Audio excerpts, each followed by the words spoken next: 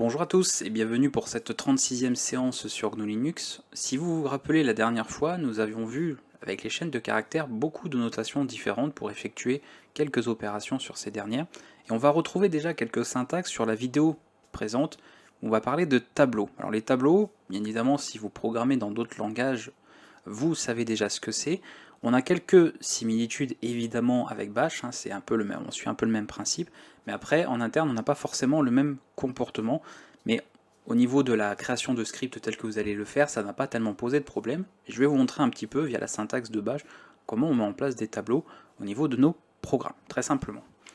Ok, on va revenir directement sur un code vierge, on va pas reprendre de code comme on a pu voir précédemment. On va déjà regarder comment déclarer un tableau et on va voir deux manières, je vais vous présenter deux manières de le faire, puisque vous allez pouvoir déclarer un tableau par indice et un tableau associatif.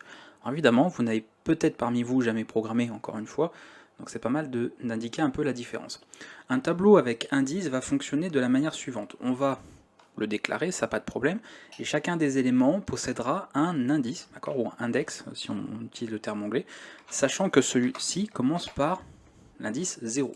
C'est très souvent le cas en informatique, pas toujours, mais dans quasiment tous les cas, le premier indice, donc le premier élément, notamment ici d'un tableau, commencera à l'indice 0. Si on veut le deuxième élément, on aura l'indice 1, etc., etc. Pour un tableau associatif, on va tout simplement associer une clé, d'accord, avec une valeur. Il faut le voir comme ça.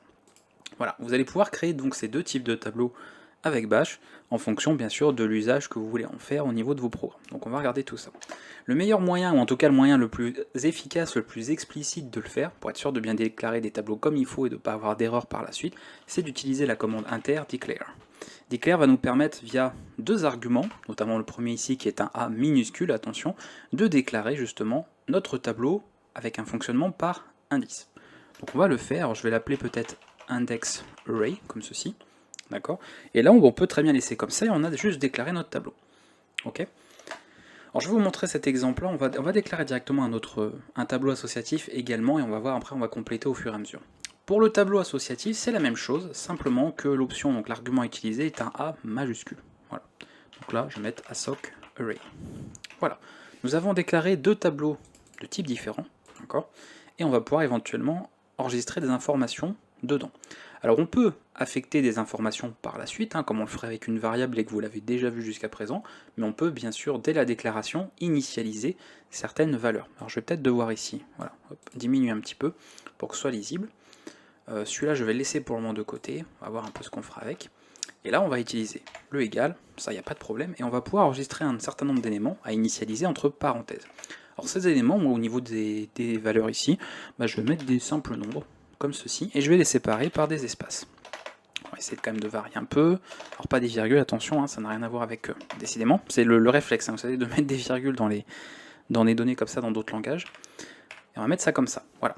On a 4 valeurs séparées par un espace à chaque fois dans ce tableau d'indices. Pour le tableau associatif, je vais faire quelque chose de très simple, donc je vais faire la même chose.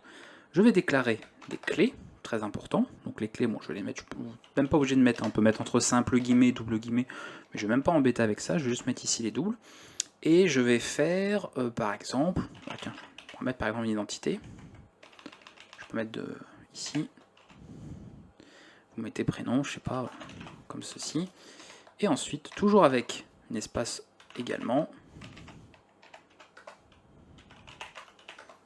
Voilà, alors le problème c'est que évidemment, hop, je vais le virer en fait ce terminal. Ne me plaît pas. Terminal, il veut pas que je l'enlève. Ah, c'est le problème ça, il cache les éléments quand c'est trop petit. Un petit peu dommage, il est où? Il est là. Voilà, ça va être mieux. Sinon, vous n'aurez pas l'affichage qu'il faut. Quand même plus pratique comme ça. Ok. Voilà, donc on a les deux exemples, d'accord. Indice, associatif. Donc vous voyez comment ça fonctionne. Là on a directement des valeurs, et ici on va avoir automatiquement une clé associée à une valeur. Donc on a à nouveau symbole égal ici à chaque fois. Voilà qu'on peut faire au plus simple pour ces différents cas. Alors ça c'est une commande interne que nous avons déjà vue. Rappelez-vous, on a vu également, je vous ai parlé de la commande read only, qui permet notamment de déclarer des variables en lecture seule. On pourrait tout à fait, bien sûr, pour un tableau, je le montrerai rapidement, déclarer ce tableau en lecture seule. Ça fonctionne également. N'oubliez pas encore une fois, et c'est très important, que tout ce que vous avez vu précédemment en Bash peut être parfaitement réutilisé et adapté à tout ce que vous voyez par la suite. Par exemple, quand on a abordé la liste des arguments qu'on peut passer en entrée pour un programme qu'on exécute en Bash, sachez que toutes ces notations, toutes ces syntaxes peuvent être réutilisées, pourront être utilisées également pour les tableaux. N'oubliez jamais tout ce que vous avez vu précédemment, et n'hésitez pas justement à associer toutes ces notions ensemble, surtout si vous voulez vous exercer, vous entraîner, à voir que ce que vous avez vu précédemment peut servir dans des notions qu'on a vues plus tard, ensemble. D'accord ? On peut tout à fait faire cela, rien n'est complètement distinct, complètement séparé, tout fonctionne ensemble. Voilà, donc je vais passer très vite sur cette partie pour qu'on voie un peu la suite.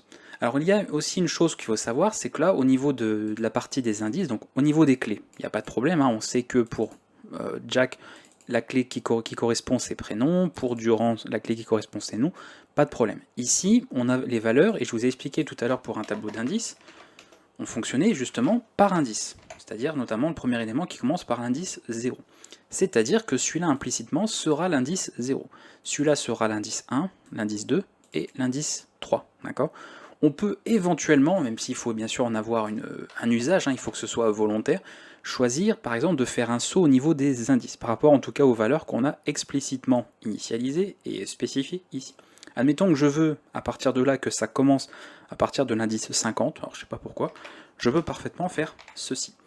Donc là on aura 142 qui sera à l'indice 0, 65 sera bien à l'indice 1, et le 2 là sera à l'indice 50, et le suivant prendra par incrémentation le prochain, c'est-à-dire l'indice 51.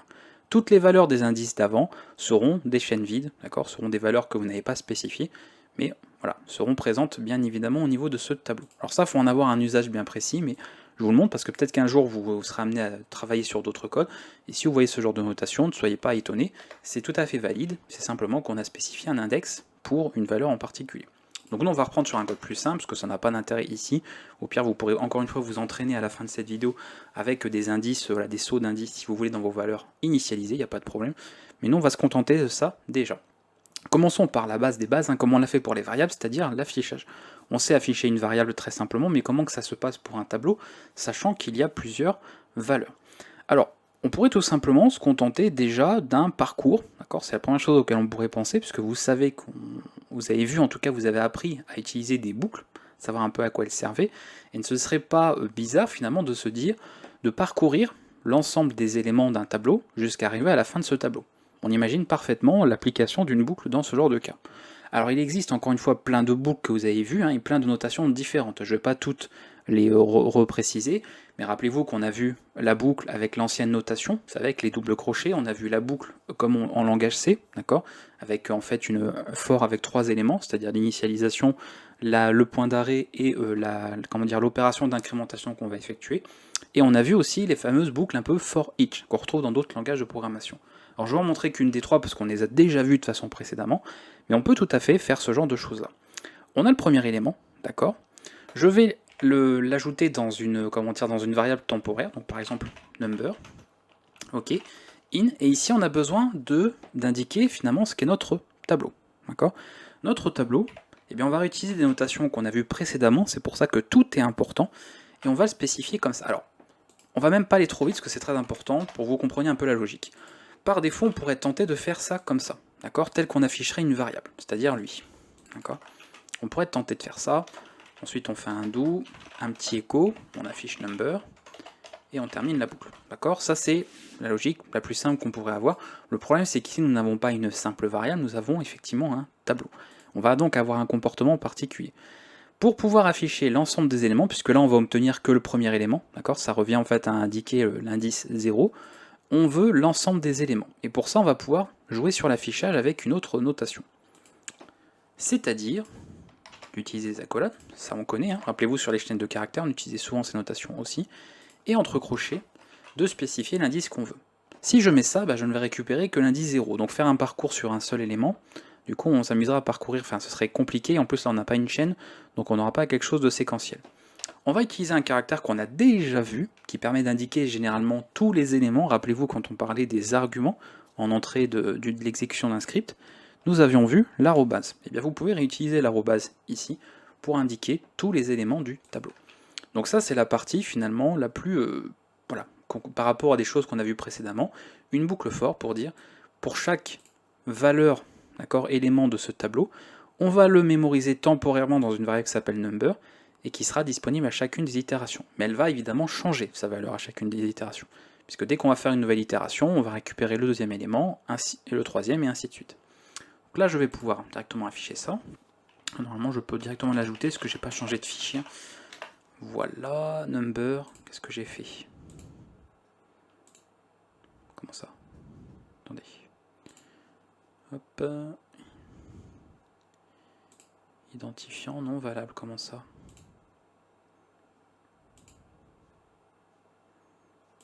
Pourquoi donc?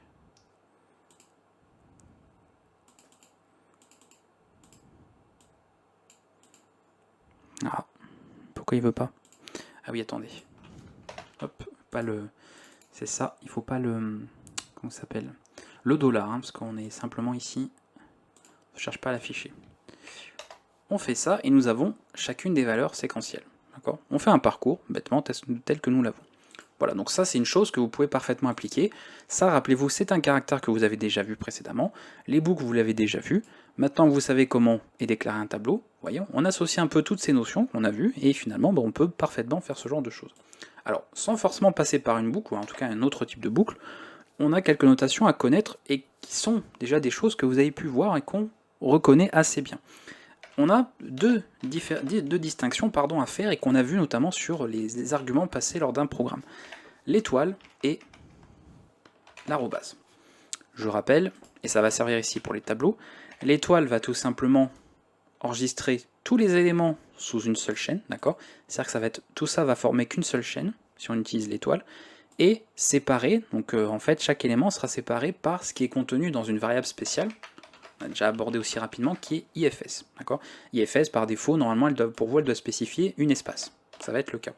Donc on peut utiliser ce genre de notation, et si on utilise l'arrobase, l'arrobase, en fait, ça va bien séparer chacune des valeurs du tableau, d'accord, comme étant une chaîne à part. Donc une première chaîne, une deuxième, une troisième, une quatrième.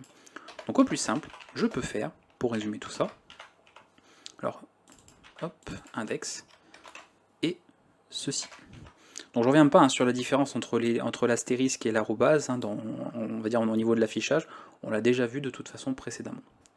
On retourne ici, on affiche, et voilà ce que nous avons. Donc là, même si visuellement on pourrait penser que c'est qu'une seule chaîne, en réalité nous en avons 4. Par contre, ici, on aura un comportement différent. D'accord? Visuellement, c'est sûr qu'on a l'impression de voir la même chose, mais vous avez compris, hein, on a déjà parlé la dernière fois, c'est deux choses différentes. Donc dans ce genre de cas, il va y avoir une distinction. Après, vous verrez que dans d'autres opérations, il n'y aura pas de différence entre les deux symboles. C'est pour ça que j'insiste un peu dessus, parce que c'est souvent une source d'erreur pour les gens qui font leur script, qui mélangent un peu les deux et se retrouvent avec des choses pas forcément voulues au niveau des scripts. Donc c'est bien de le savoir et de comprendre un petit peu comment ça fonctionne. Voilà, on a deux possibilités. Pour notre tableau, ici maintenant, si on veut afficher un élément en particulier, on peut tout simplement faire ceci. Alors je vous avais dit, si vous faites ça, donc ça par exemple, on va le afficher, on obtient directement le premier élément. Si on veut explicitement indiquer qu'on veut récupérer le premier élément, ça revient à afficher l'élément d'indice 0, c'est-à-dire celui-ci. D'accord? Donc je refais, et on retrouve exactement la même chose. Si j'affiche directement, alors attendez, je vais faire ça, ce sera plus, voilà. C'est juste pour moi pour switcher entre les deux, plus pratique. Hop. Si je fais ça, j'affiche le second élément. Et ainsi de suite, et ainsi de suite. On peut également procéder à l'envers. Vous pouvez travailler avec des indices négatifs en mettant par exemple -1. -1 qui sera tout simplement le dernier élément de votre tableau. Vous voyez, 98. Si vous mettez -2, d'accord, donc plus vous augmentez en fait cette valeur dans les négatifs, et plus vous redescendez, d'accord, dans les indices inférieurs. Donc -2, c'est l'avant-dernier élément de votre tableau. Et ainsi de suite, et ainsi de suite. Donc ça c'est pareil, si vous voulez bien comprendre un petit peu ces notations, n'hésitez pas à vous entraîner avec des petits exercices, vous testez sur plein d'indices, et vous allez très vite comprendre et assimiler comment ça fonctionne. Mais je pense qu'honnêtement, c'est pas compliqué, hein. Vous pouvez largement comprendre ces notations-là, il n'y aura pas de problème. Voilà pour tout ce qui est déclaration, initialisation éventuelle, affichage. Pour maintenant le tableau associatif, normalement, vous avez un peu compris le principe, on doit pouvoir, alors, de base se dire je vais essayer ça, et puis on va voir un peu ce que ça donne, et vous voyez que là on a 42. C'est normal parce qu'on n'a pas le bon tableau. Je veux dire, pourquoi on a 42? C'est bizarre. Voilà. On indique la clé. Donc cette fois-ci, c'est en fait un indice, mais vous voyez que ce n'est pas forcément un indice sous forme de nombre entier. D'accord? Et on récupère automatiquement la valeur. Donc très pratique. Et on voit que, comment dire, visuellement parlant au niveau du code, c'est même beaucoup plus parlant. On comprend que dans le tableau, on va récupérer le prénom et c'est bien ce qui est associé là. Alors on peut aussi, d'ailleurs le fait que je l'ai mis ici, voilà, récupérer comme ça. Mais ça, pareil, on en a beaucoup parlé, hein, des différences de notation, sans rien du tout, avec des doubles cotes, avec des simples cotes, avec des cotes inversées, pour les commandes notamment, etc. Avec l'utilisation justement du dollar et des accolades, par rapport au développement et tel qu'il est fait au niveau de l'exécution pour les commandes. Donc je ne reviendrai pas là-dessus, parce que je ne vais pas revenir dessus à chaque fois. J'en ai suffisamment parlé maintenant pour que ce soit, qu'on considère tout ceci comme assimilé au stade où vous en êtes en tout cas du coup, puisqu'on en est quasiment à la fin. Voilà pour l'affichage, on va pouvoir passer maintenant à quelques modifications de valeur, parce que là c'est bien, mais à moins bien sûr d'avoir déclaré votre tableau en read only, on peut parfaitement changer, modifier des valeurs du tableau. Donc pareil, normalement vous avez compris un petit peu comment accéder à un élément, donc là c'est lié à de l'affichage, d'accord? Mais si je veux par exemple alors faire ceci, genre 0, je veux modifier, alors c'est pas sur ASOC, cette fois-ci je vais le refaire sur index, voilà, j'y arrive. Ici, l'élément d'indice 0, je le remplace par 366 et je réaffiche ce dernier. Alors non, c'est pas ça. Je vais y arriver. Voilà, nous avons changé la valeur de ce tableau. D'accord? D'ailleurs, si je décide d'afficher tous les éléments, encore une fois, on va voir que ça a bien opéré sur l'ensemble du tableau. On a bien changé le 142 par 366. D'accord? Donc très simplement. Pas besoin, je pense, de vous montrer pour le tableau associatif. Vous avez compris, vous mettez la clé ici, et vous pouvez changer la valeur et faire une nouvelle, donc une affectation, et donc une modification de la valeur, d'accord, de votre tableau par rapport à la clé. Soit on indique l'indice, ici on indique l'indice, ici on indique la clé. Puisque la clé ici fait office d'indice, sauf qu'il n'y a pas forcément, vous voyez, un suivi, de manière incrémentale, on va dire, des indices. D'accord, le mot nom n'est pas l'incrémentation directe de prénom. Là où l'indice 1 est l'incrémentation directe de 0 et ainsi de suite, au niveau des nombres entiers naturels. Bien, je pense qu'on va pouvoir passer maintenant un peu à la suite. On a vu un petit peu comment afficher tous ces éléments-là. Donc la liste, je vous ai montré. Alors qu'est-ce qui peut être intéressant, c'est la liste des indices. Alors ça, on n'en a pas forcément toujours besoin. Enfin, ici, ça se justifie quand même déjà moins. Mais pour les tableaux associatifs, je pense notamment au langage PHP, c'est une opération qu'on a des fois besoin de faire, et d'avoir besoin en tout cas. Et ça va en plus permettre de réviser quelques notations qu'on a vues avec les chaînes de caractères. Admettons que je veuille récupérer l'ensemble des clés, cette fois-ci, de mon tableau associatif, et non pas des valeurs. Alors je pourrais faire la même chose pour celui-là, mais je vais vous montrer dans l'exemple avec ce tableau-là. Ce sera beaucoup plus parlant et beaucoup plus visuel. Je peux parfaitement le faire aussi, toujours avec ces notations. D'accord? Ça, c'est la notation classique qu'on connaît bien. On note ici l'ensemble des éléments, on l'a vu il y a quelques secondes, minutes, c'est l'arrobase, si on veut récupérer chaque élément indépendamment, parlant, d'accord, des uns des autres. Maintenant, si je veux non pas récupérer les valeurs, parce que ça c'est pour récupérer l'ensemble des valeurs, moi je veux afficher l'ensemble des clés, et bien vous allez placer ici comme préfixe un petit point d'exclamation. Et là, la magie opère et on récupère l'ensemble des clés. Voilà. Si vous faites la même chose avec le tableau des index, ça fonctionnera pareil, ça vous retournera les indices. D'accord ? Autre opération possible, et qu'on a souvent besoin aussi comme élément au niveau des tableaux, c'est par exemple le nombre d'éléments de notre tableau. C'est-à-dire ce qu'on appelle plus communément la taille du tableau.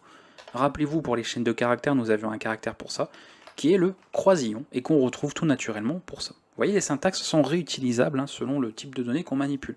Avec les chaînes de caractères, on utilise le croisillon pour le tableau, naturellement, puisqu'on est sur cette forme de syntaxe de dollar avec les accolades, on peut parfaitement réutiliser le croisillon aussi, et on compte donc 2 éléments à ce tableau.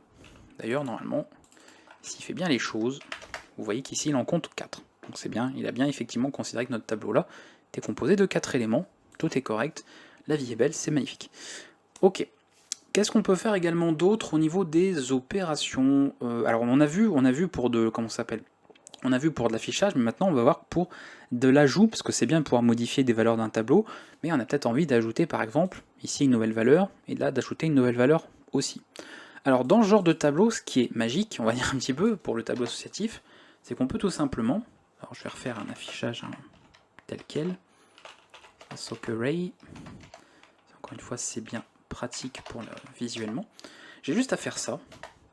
Et ici, si j'indique un indice qui existe, on a vu que ça faisait une modification. Mais admettons que maintenant j'indique un indice qui n'existe pas. Faisant par exemple ceci. Vous allez remarquer directement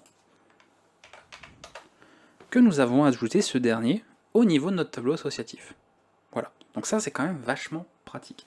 Et vous remarquerez d'ailleurs que âge a été ajouté au début. Mais ça, de toute façon, au niveau de l'associatif, on ne s'embête pas, parce qu'on va surtout fonctionner non pas dans un ordre, d'accord, par rapport aux indices, mais surtout par rapport à l'association. C'est-à-dire qu'on veut pouvoir dire à un moment donné, bah, si je veux récupérer l'âge, bah, on sait automatiquement que j'aurai juste à faire ça, et là je récupère directement l'âge. D'accord, très pratique à ce niveau-là. Donc c'est très facile de faire ensuite des opérations de ce côté. Dans le cas éventuellement d'ajouter un autre indice là, on va pouvoir ajouter des éléments. Pareil, par rapport au syntaxe qu'on a vu sur les chaînes de caractères, vous allez pouvoir réutiliser tous ces outils. Je vous avais expliqué que Bash était assez riche au niveau syntaxe, tout simplement, de manière syntaxique, et on peut faire énormément d'opérations implicites, ne serait-ce que par sa syntaxe, dans la manière où vous allez en fait faire vos écritures, puisqu'elles seront traitées et considérées comme des expressions. Rien ne vous empêche, d'accord, de faire ceci. Alors, on peut faire éventuellement... on va faire ça. Alors, je ne suis pas forcément obligé de déclarer un nouveau tableau, mais on va le faire quand même, pour montrer voilà, qu'on change. On va considérer par exemple ici on a quelque chose d'immuable, donc on va mettre par exemple en read only, d'accord, on va faire comme ça quelque chose de propre. On ne veut pas pouvoir modifier ce tableau, mais à un moment donné je veux quand même récupérer ce tableau et ajouter un nouvel élément. Donc souvent quand vous manipulez des données immuables dans d'autres langages de programmation, des fois vous avez l'impression d'avoir une donnée qui est effectivement modifiable, puisque vous gardez par exemple le même nom de l'information. Sauf que ce n'est pas forcément le cas. En réalité, on garde le nom, mais la donnée, d'accord, en mémoire, a bien changé, donc on n'a pas modifié la donnée qu'on avait avant. Alors ce que je vais faire, je vais déclarer un new index array, ici, et je vais tout simplement choisir où j'ajoute celui-là. Donc moi, ces valeurs-là, je vais les ajouter au début. Donc ce tableau-là, rappelez-vous, c'est ça, son ensemble d'éléments, ok. Et à la suite, je vais mettre 55. Voilà, je n'ai pas trop d'idées, on va faire ça comme ça. Ensuite, je fais un petit écho du nouveau tableau. Et à l'affichage, il me dit qu'il n'est pas content. Aurais-je fait une erreur quelque part? Oh oui. Oui, on fait n'importe quoi, on oublie les égales. Rien ne va. Voilà, j'ai repris les anciennes valeurs du tableau, puisqu'on a dit que ça correspondait à l'ensemble de ces valeurs, et on a ajouté une valeur qui suit. Voilà, donc on peut parfaitement faire ce genre de manipulation. Si j'avais fait l'inverse, d'accord, c'est-à-dire ça, je pense que vous l'avez compris, on ajoute tout simplement la valeur de l'autre côté. D'accord, on fait en fait un changement, et la valeur est ajoutée de l'autre côté. Voilà, donc soit elle est ajoutée en fin, soit elle est ajoutée au début, en fonction de comment on fait ça. Et on peut parfaitement faire des fusions. D'accord, je peux tout à fait fusionner un tableau en un autre. Si j'ai un read only-a, puis je mets 23, je mets 1, je mets 233, 7, d'accord. Évidemment, je peux sans problème faire, alors je vais remettre ça et ça. Je vais fusionner le tableau 1, enfin concaténer, mais on peut dire carrément concaténer le premier tableau avec le deuxième, ou le deuxième avec le premier, si on veut suivre cet ordre. Et dans ce cas-là, le premier est là, le deuxième est là. J'affiche mon nouveau tableau. Et voilà, le tableau concaténé des 8 valeurs des deux précédents. Donc on a fait une fusion de tableaux très simplement juste par la syntaxe. On n'a pas utilisé de fonctionnalité comme on va le voir prochainement avec des fonctions, d'accord. On est passé directement par la syntaxe, ça a été traité comme une expression, et l'expression ici nous permet de faire une fusion de tableaux très simplement. Voilà, on pourrait faire ce genre de choses là sans problème. Donc on peut comme ça ajouter des éléments, en retirer, il n'y a pas de problème à ce niveau-là, bien sûr. On peut aussi, alors ça j'ai un petit doute parce que vous savez que je ne programme pas en Bash non plus tous les jours, donc des fois on peut se tromper, mais comme ça si je fais l'erreur, je verrai si ça fonctionne ou pas. Petite vérification, est-ce qu'on peut normalement faire par exemple un ajout directement, c'est-à-dire que je repars du même tableau, on va l'afficher avant, encore une fois pour avoir une petite idée, index array, ok, et ce que je vais faire c'est index array, parce que ça me semblerait logique, donc je ne vois pas pourquoi ce serait pas possible, de dire en fait qu'il est égal à... Ah, par contre, il va peut-être pas me traiter toute l'information. C'est possible qu'ils me prennent pas tel quel. Parce qu'on ne fait pas une initialisation, c'est une affectation. Il sera peut-être pas content à ce niveau-là. De faire ça. Parce que là, il va pas être content. Hein. Si j'ajoute 11 à la fin.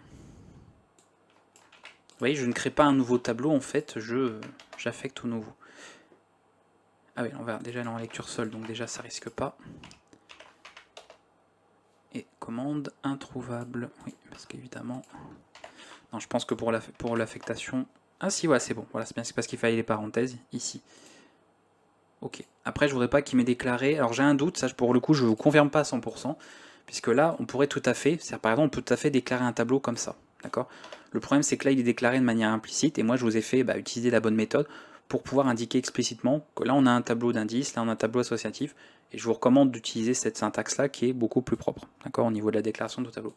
Donc là, même si on voit que c'est le même nom, c'est pas dit que nous ayons effectivement, d'accord, le même tableau. Il est possible que ça, en fait, ce soit un nouveau qui porte le même nom, mais qu'en réalité, voilà, on a créé un nouveau tableau dans la volée. Donc, pas sûr, donc je confirmerai pas, parce que je vais pas aller commencer à regarder si on garde effectivement la même donnée ou pas.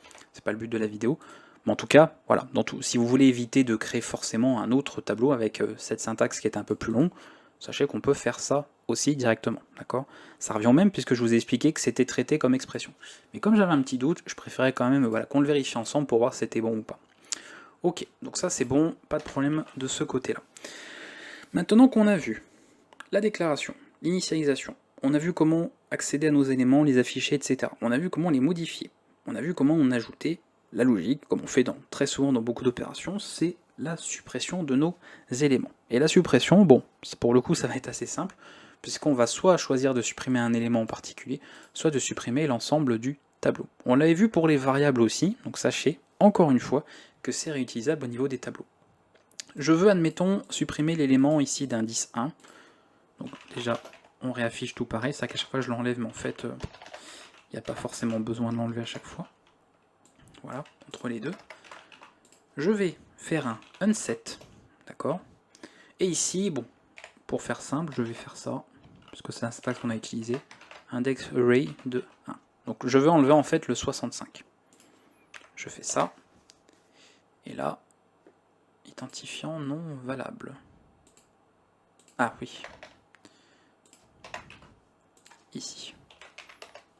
Voilà, d'accord. C'est directement unset, hein, y a pas de, on ne fait pas de traitement comme ceci, on indique simplement notre tableau et l'indice.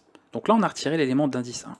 Je pense que j'ai pas besoin de vous dire, si vous voulez retirer sur un tableau associatif un élément en particulier, vous indiquez sa clé, d'accord, c'est pas nouveau.